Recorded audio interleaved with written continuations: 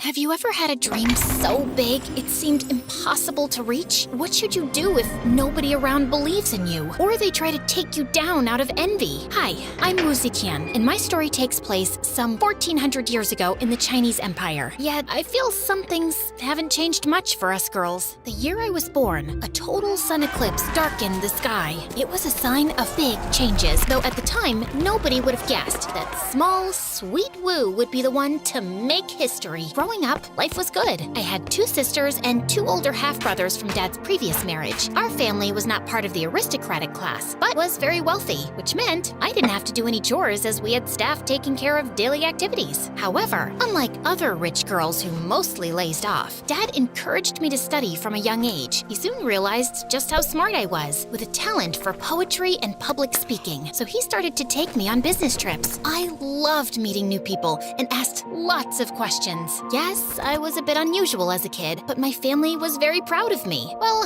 except my brothers. Why are you studying again? You're just a girl. And? Your job is to get married and to have kids. Dad is wasting resources on you. Maybe he's afraid you'll never find a husband. And what's this? Oops. And with that, he spilled ink all over my notes. One day, you'll regret being so mean. I tried avoiding them as much as possible. But then, around the time I was 14, Dad got very ill and left us. Nothing was ever the same. My brothers started acting like the bosses of the family. Without Dad to keep them in check, they became rude to Mom, bullied my sisters, and were especially mean to me. Like the time I spent too much time with a friend and was late for my curfew. It was a rainy evening. I ran back home, but the front gates were already locked. No matter how much I yelled and banged on the doors, nobody could hear me over the wind and thunder. In the end, I crouched there all night until early morning. Mom found me crying and shivering. I'm so sorry, Wu. They told me you were back and sleeping. I should have checked. That little adventure gave me a cold so bad I stayed in bed for a week. Without Dad, I felt powerless. I had to do something to change my fate, not only for me, but also for my mom. A chance presented itself when a beauty contest was held in town. The winner would be taken to serve at the palace. It was a huge deal and a way to gain respect and admiration. Mom was worried about my plan, and her fears came true when I won.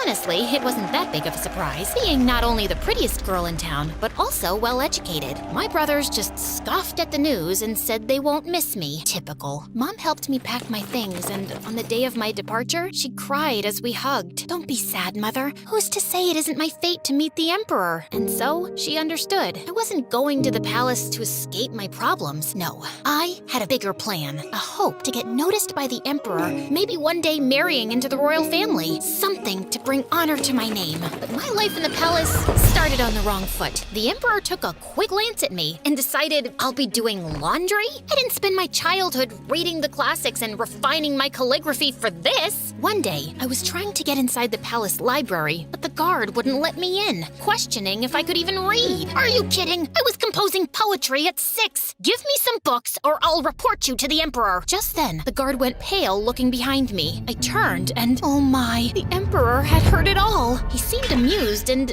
I just doubled down, following him around the library all afternoon. By the end of the day, he was so impressed by my wit and education that he made me his secretary. Finally, that was my chance to work my way up the political ladder until, a decade later, nothing has changed. I'm a forgotten secretary. Then, the Emperor passed away and I got sent to a Buddhist convent to be a nun. All that time spent in the palace led nowhere. They even shaved my head. But not all was lost. You see, while I was living at the palace, I got close to the Emperor's youngest son, Li. We met one random day when I was holding a bowl for him to clean his hands, and he flicked some water at me. Offended by his childish behavior, I was ready to give him a lecture. His shy smile and cute face melted my rage. So refreshing. It's quite a warm day, isn't it? He laughed and we started chatting, quickly becoming friends. We were close in age, and unlike other officials, he was kind and humble, easy to talk to. Do you ever regret coming to the palace? You probably miss your family. I do. Well, everyone except my brothers. Those 2 I would banish to the corner of the empire,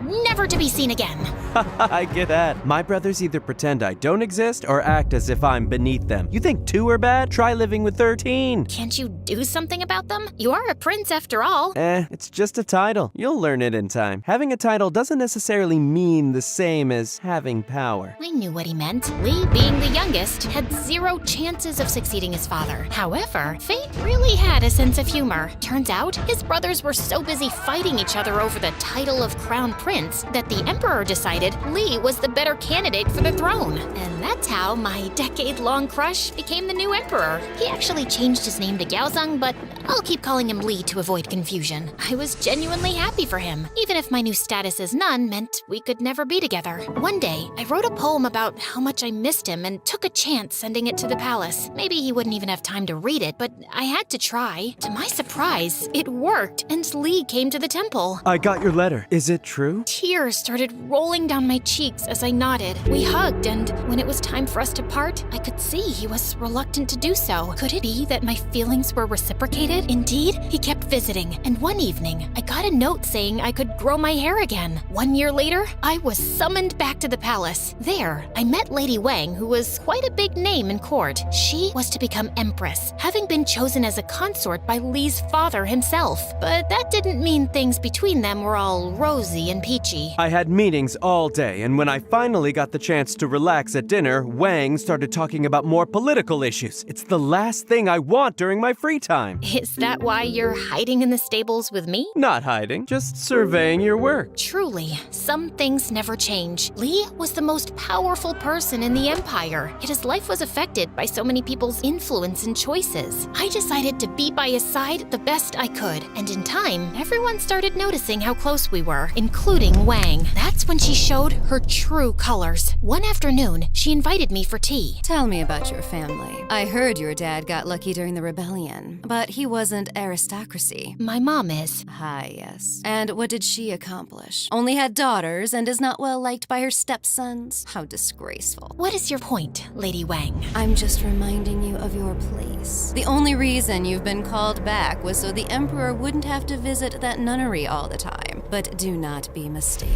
You are not part of this world. And then she started giving me so much work I couldn't keep up with it, and then complained about how lazy I was. Little did she know, I was used to palace drama and was prepared to face much worse. One day, Lee surprised me with a beautiful hairpin with pearls and small gold lotus flowers. I was walking back to my chambers holding the small present when I noticed Lady Wang scolding a maid for spilling some water on her dress. The poor girl ran with tears in her eyes, and I felt my blood boil. I knew what it meant to be beneath those of higher rank, both at home and at the palace. But then I got an idea. I followed the maid and gave her the hairpin. Lady Wu, I can't accept it. Sure you can. I want you to feel better. But I could never repay you. Just tell me the gossip you hear around the court. That's all I want. And so, I started befriending servants and lower officials in exchange for news. Soon, I had ears and allies everywhere. And that's how I found out Wang's envy ran deeper than anyone imagined. That night, I ran to Emperor Lee. You have to come with me. Now, we silently walked through empty corridors, and I told Lee to wait outside as I marched into Wang's chambers. There, as the informer said, she was performing some sort of ritual with a voodoo doll shaped like me. I knew you were a witch, but this? Why stoop so low? Why?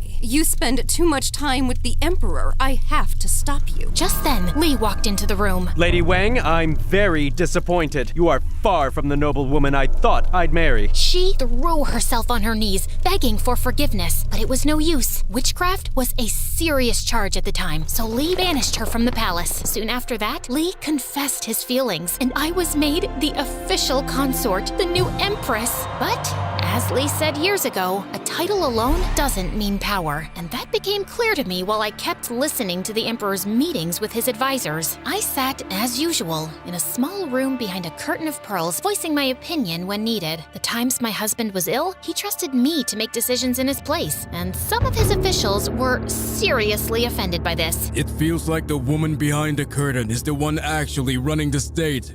This is even beyond the palace walls. Truly unacceptable. Behind their protests, there was nothing but envy for the fact I was becoming more and more influential in court, and try as they might, they couldn't stop me. Some years later, Lee and I took a vacation to my hometown, which turned into days of feast and celebration. I had finally brought honor and status to my family. One evening, during a family dinner, Mom brought up the topic with my brothers. Aren't you grateful for everything Wu did for us? She just got lucky. Wu's not special, her husband is. Also, we never asked for the high ranks she gave us. Mom flew into a rage, and the next day came to the palace to meet me. Maybe it's time to give them a lesson, Your Highness. And so I sent them to govern a faraway province where they couldn't bother my mother anymore. It seemed like at every turn I was reminded how my accomplishments were never enough because I was a woman. But what if I could use that to my advantage? Was there a way to stand out from other empresses? The answer was Feng Shen, a religious ceremony. It involved gathering our entire court, leaders and aristocrats from neighboring countries, staff, and an entire army, and all together do a pilgrimage to a sacred mountain. It was extremely expensive, and only 6 emperors out of 300 could afford it. Also, I added a small twist to it. After much planning, I brought up the idea to Lee and the council. Our borders are safe, the economy is good, people are pleased. I think we've earned it. That is true, but Your Highness, we cannot allow the Empress to perform the second ritual. It is for us officials to do. Oh, I knew they'd say that. Your Highness, the Emperor makes offerings at the top of the mountain to heaven,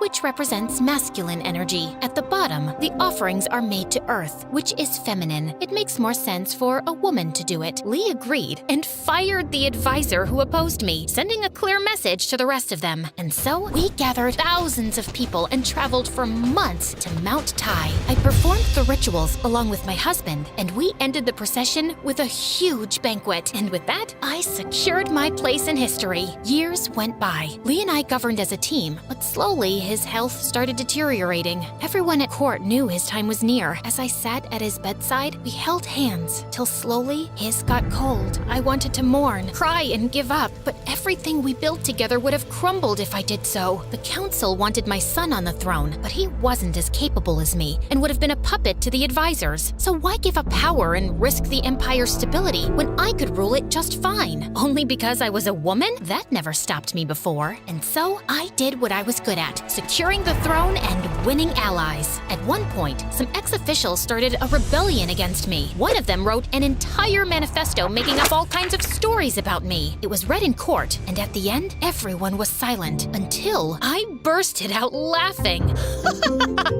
Who wrote that? So creative. We should have kept him. My army defeated the rebels swiftly, and then I addressed the council with an ultimatum. If anyone here thinks they are more capable than me, speak now. Otherwise, pledge your loyalty. My opponents stepped down one by one until eventually I was crowned as the first female emperor. The only time in history it ever happened. Other women have tried to rule as wives or widows, whispering in their son's or husband's ear, but none had the official title and absolute power. For another 15 years, I skillfully led my people. Try as they might, not even my greatest opponents could deny the fact I was a good leader. They attacked my character, painting me as a power-hungry, ruthless woman, but never once criticized my governing skills. Truly, my greatest flaw was my audacity to play the power games of men and win. Today, historians keep uncovering the remnants of my empire's riches and culture. I wanted to make China the greatest empire in the world, and under my guidance, at the time, it was. So don't let the circumstances you were born with determine who or what you can be.